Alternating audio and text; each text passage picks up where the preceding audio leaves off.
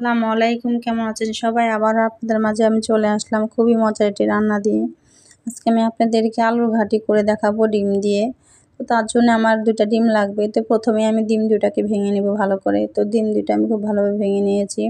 আর যারা আমার ভিডিওটা দেখবেন অবশ্যই একটি লাইক দিবেন। পুরো ভিডিও দেখার জন্য অনুরোধ রইল। আশা করি আপনাদের ভিডিওটা অনেক ভালো লাগবে। এদিকে আমি কিছু পেঁয়াজ কুচি আর কাঁচামরিচ কুচি আর সামান্য একটু লবণ দিয়ে আমি ডিমের মধ্যে ডিমটা খুব ভালোভাবে একটু মিশিয়ে নিলাম। এদিকে আমি আগের থেকে আলুটা খুব ভালোভাবে সিদ্ধ করে রেখেছি ছিলে। তো আমি হাত দিয়ে খুব ভালোভাবে আলুটাকে ম্যাশ করে নেব। আর এই রান্নাটা কিন্তু অনেক ভালো লাগে, অবশ্যই একবার রান্না করে খাবেন, দেখবেন অনেক ভালো লাগবে। তো এদিকটা কিন্তু আমার আলুটা খুব ভালোভাবে ম্যাশ হয়ে গেছে। তো এখন আমি রান্নাটা বসিয়ে দিব। চুলায় একটি প্যান বসিয়ে দিলাম, পরিমাণ মতো তেল দিয়ে দিলাম। তো আমি আগে ডিমটাকে ভেজে নেব ভালো করে। তো ডিমটাকে আমি ঢেলে দিয়েছি।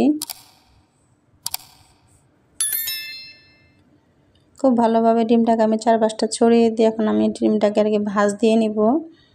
তো আমি এইভাবে ভাজিয়ে রান্না করে, অনেকে আছে যে উল্টে মানে মাঝখানে অর্ধেক করে রান্না করে, তো এভাবে ভাজা রান্না করলে আমার কাছে বেশি ভালো লাগে, এভাবে ভাজ দিয়ে দিলে আর কি।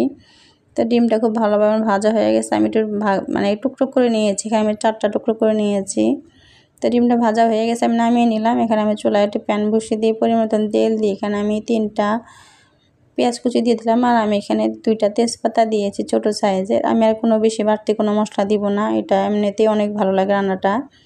তো হালকা ভাজা হয়ে গেছে, এখানে মানে বাটা মশলা দিয়ে দিলাম 1.5 টেবিল চামচের মতন। এখানে আমি রসুন বাটা দিয়েছি 1 টেবিল চামচের মতন, জিরা বাটা দিয়েছি আর 1 টেবিল চামচের মতন আমি এখানে আদা বাটা দিয়েছি। তো পেঁয়াজ মানে খুব ভালোভাবে একটু মশলাটা মানে ভাজা ভাজা করে এখানে সামান্য পানি দিয়ে দিলাম।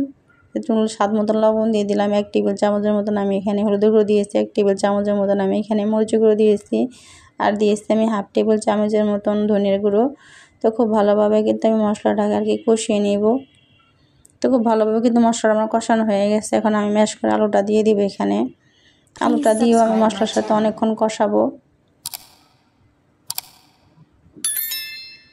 আপনি দেখতেই পাচ্ছেন আমি কিন্তু আলুটা কিন্তু মশলার সাথে অনেকক্ষণ কষাইছি। তো এখন আমার ভালোভাবে কষানো হয়ে গেছে। এখন আমি এখানে গরম পানি দিয়ে দেবো পরিমাণ মতো। আমি যতটুকু আর কি লাগবে অতটুকু আমি পানি দিয়ে দেবো এখানে।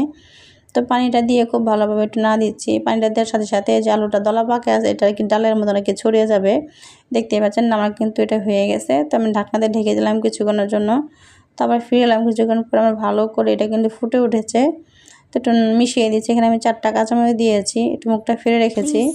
তো সাথে আমি ডিমগুলো দিয়ে দিলাম।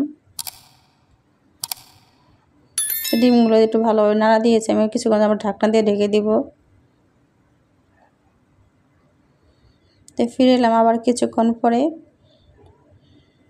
খুব ভালোভাবে একটু মিশিয়ে নিতেছি আর কি, যে না লাগে একটু খেয়াল রাখতে হবে। সামান্য একটু ধনেপাতা কুচি দিয়ে আমি আবারও ভালোভাবে একটু নাড়া দিয়ে দিচ্ছি। আমার রান্না কিন্তু হয়ে গেছে, আর বেশিক্ষণ আমি রান্না করব না। খুব সুন্দর হয় রান্নাটা, খেতে অনেক মজা হয়। দেখছেন কত সুন্দর কালার আসছে। তো আমি একটু বাটিতে নামিয়ে আপনাদেরকে দেখাচ্ছি। আর এটা কিন্তু গরম ভাতের সাথে অনেক ভালো লাগবে। যারা রান্না করে খাইছেন তারা জানে, যারা খাননি অবশ্যই রেসিপিটা ফলো করে রান্না করে খাবেন, দেখবেন অনেক ভালো লাগবে। তো আজকে ভিডিওটা এই পর্যন্ত। যদি ভালো লাগে লাইক কমেন্ট শেয়ার করে দিবেন। আল্লাহ হাফেজ।